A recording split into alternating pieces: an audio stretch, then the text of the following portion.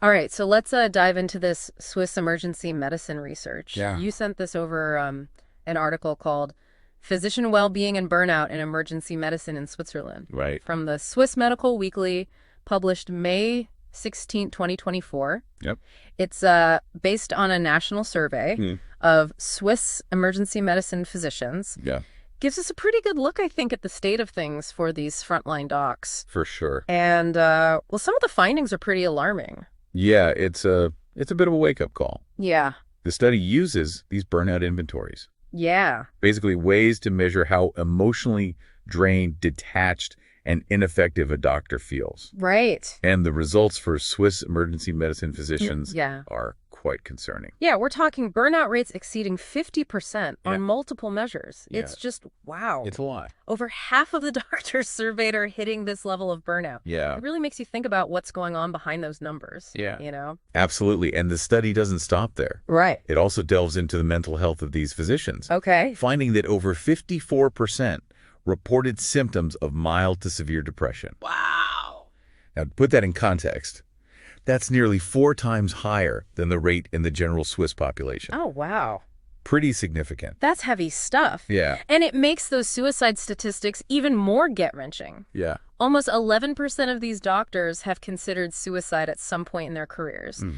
With over 5% having those thoughts within the past year, Right. this isn't just about feeling stressed. No, It's a serious issue impacting their lives in a very real way. it certainly is. Yeah. And this is where this study gets really interesting, Okay. because it goes beyond just presenting the problem Right. and actually tries to dig into some of the factors Yeah. contributing to this crisis. Okay, so let's unpack those contributing factors. Okay. What did they find? Unsurprisingly, the frequency of night shifts is a major culprit. They found a strong link between how many night shifts a physician works Right. and their likelihood of experiencing burnout. Makes sense. A full 36% of the doctors surveyed were working 5 or more night shifts each month. Wow. That kind of disruption to your sleep and natural rhythms got to take a toll. Yeah, night shifts are brutal. I'm already feeling exhausted just thinking about it. Yeah. Did they find any connection between a doctor's age and their risk of burnout? You'd think the more experienced folks would be better equipped to handle the stress, right? You'd think so, but the study actually found the opposite. Oh, really? The risk of burnout decreased with more years of experience. Oh, It's counterintuitive, yeah. but it probably reflects the fact that senior physicians often move away from those grueling night shifts Right. and into roles with more regular schedules, Yeah. less hands-on patient care. So it's not necessarily that experience makes you immune to burnout, Right. but that you might have more options to move into roles that are less likely to contribute to it. Makes sense. I'm also curious about this finding about language and location. Sure. What's the story there? Here's where things get intriguing. Okay. The study found that French-speaking physicians reported higher levels of burnout Ah, compared to their German or Italian-speaking counterparts. interesting. Now, this doesn't mean we jump to conclusions about language itself causing burnout, Right. but it raises the question, Yeah. are there differences in how emergency departments are structured or operate in different language regions of Switzerland? Oh, that's fascinating. It definitely warrants further investigation. Absolutely. And then, of course, we have the gender difference, which sadly isn't all that surprising. Unfortunately, this aligns with trends we see globally. Right. Female physicians, even in Switzerland, report experiencing higher burnout rates than their male colleagues. Yeah. It's a complex issue with roots in systemic biases, Yeah. societal expectations, and potentially even differences in how men and women tend to cope with stress. Right. A lot to unpack there for sure. But here's the one that really threw me for a loop. Okay. Physicians with children were actually less likely to experience burnout. Interesting. Now, how does that make sense? Yeah. You'd think juggling parenthood with that already demanding job would be a recipe for burnout. Right. You'd expect it to be the opposite. Yeah. But the data is pretty clear on this one. Sure. This suggests that having children might actually act as a buffer against burnout for these doctors. Okay, I am genuinely curious about this. Yeah. What could possibly explain this phenomenon? Well, one theory is that having a family creates this profound sense of purpose and meaning outside of work. Okay. It could also be that parents, by necessity, develop better coping mechanisms and support systems to manage the competing demands of their professional and personal lives. Right. They're already juggling so much that the stress of work might feel less overwhelming in comparison. That's an interesting way to look at it. Yeah. It's almost like having kids forces you to get better at prioritizing and compartmentalizing, which could be incredibly valuable in a high-stress job like emergency medicine. Exactly. And it might not just be about the skills. Right. It could be about a shift in perspective. For sure. Having children might change a physician's focus in a way that makes the everyday stresses of work feel less all-consuming. Yeah. I think that's a really good point. So it's not that the stress disappears, Right. but it's balanced out by the joys and responsibilities of parenthood. Exactly. It makes you wonder if there are ways to cultivate that same sense of balance and perspective for physicians who don't have children. That's a great point, and it speaks to the broader issue of supporting physicians' mental health and well-being. Yeah. This isn't just about tweaking schedules or offering workshops. Right. It's about creating a culture that recognizes and values their humanity. Well said. But let's not lose sight of the harsh reality here. Okay. The study also revealed alarmingly high attrition rates. Yeah. Over 40% of these Swiss emergency medicine physicians considered leaving the field at least once a month. That's a staggering number. It is. It's like a canary in the coal mine, isn't it? It really is, and it circles back to everything we've been talking about. Right. These high rates of burnout and depression are clearly taking a toll. Yeah. And it's not sustainable. Right. If we don't address these underlying issues, we risk losing a significant portion of our physician workforce. This isn't just a Swiss problem either. It's a global concern. Absolutely. And it's only going to get worse if we don't start making some serious changes. I completely agree. We need to look at this as a wake-up call. Yeah. We need to start thinking creatively and collaboratively about how to improve the working conditions and support the mental health of these essential healthcare workers. Right. Their well-being is inextricably linked to the health and well-being of our society as a whole. Okay, so let's shift gears a bit and dive into some of those potential solutions. Okay. Because it's easy to get overwhelmed by the scale of the problem. Yeah. But I'm hopeful that there are things we can do to turn the tide. Me too. Yeah, it's easy to get lost in the statistics. Right. But at the end of the day, we're talking about real people here. Yeah.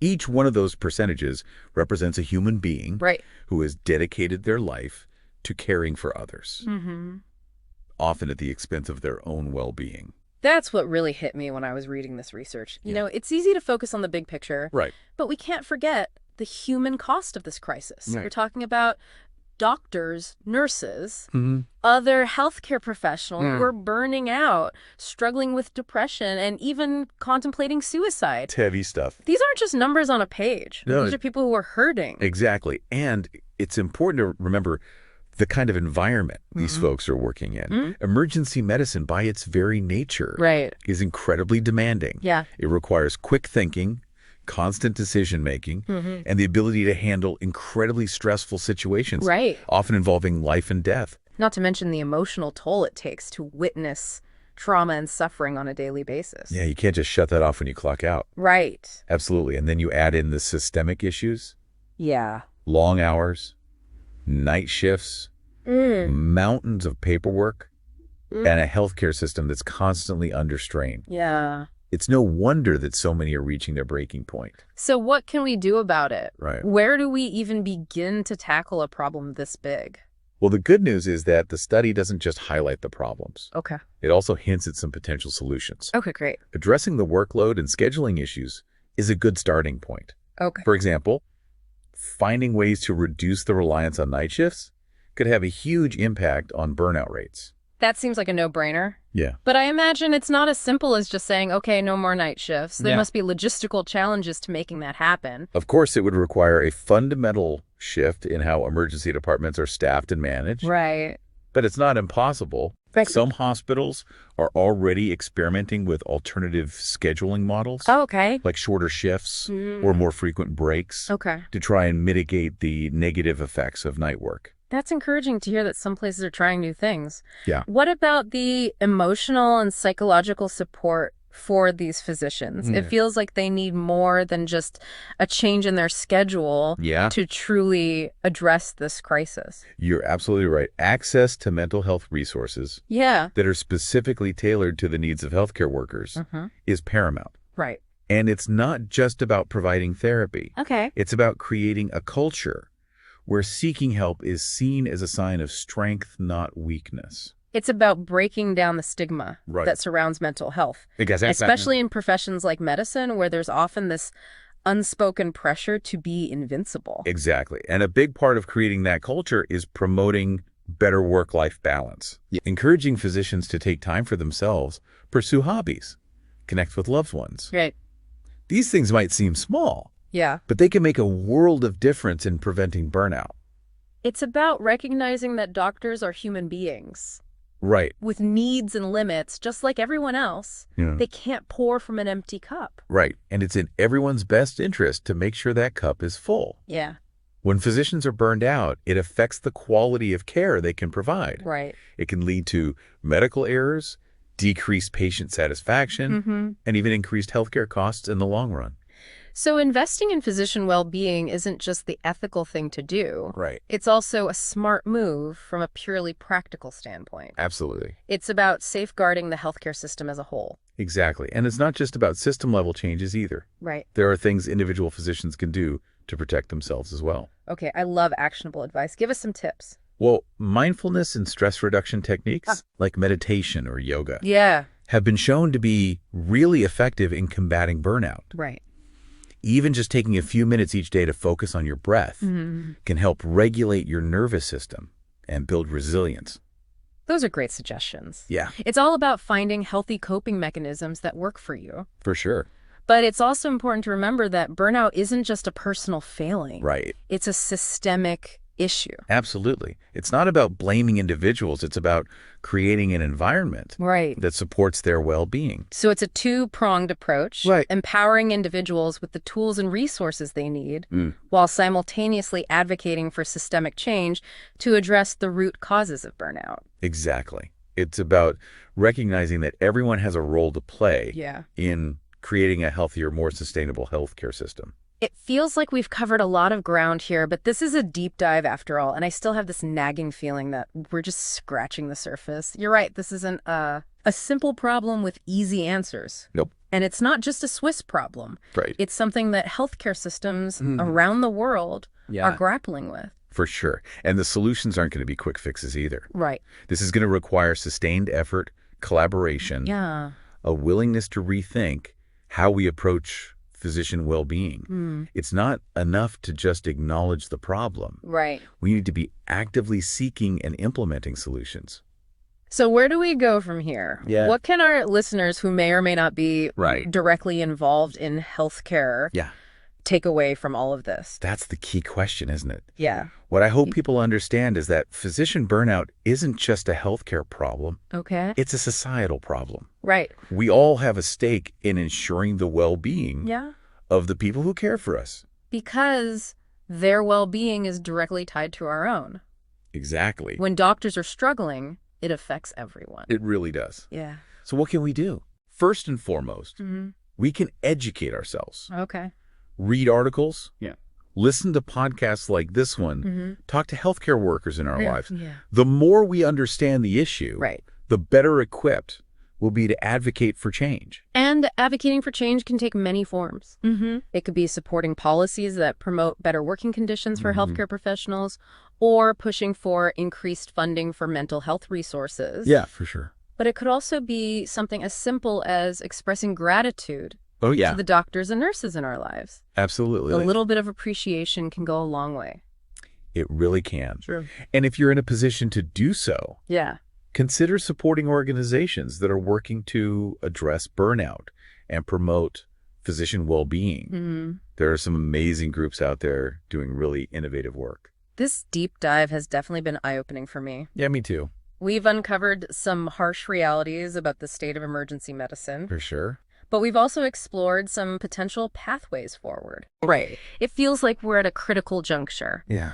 But I'm hopeful that by raising awareness and working together, we can create a healthier and more sustainable future for healthcare. I share that hope. It's not an impossible task. Yeah. By acknowledging the problems, supporting those on the front lines, and pushing for systemic change, we can create a healthcare system that prioritizes the well-being of both patients and providers. Well said. So to our listeners, we leave you with this final thought. Okay. What innovations or systemic changes could improve emergency medicine working conditions and physician well-being in your own community? It's a good question. It's something to ponder not just for those in healthcare, but for all of us. Thanks for joining us on this deep dive. Until next time.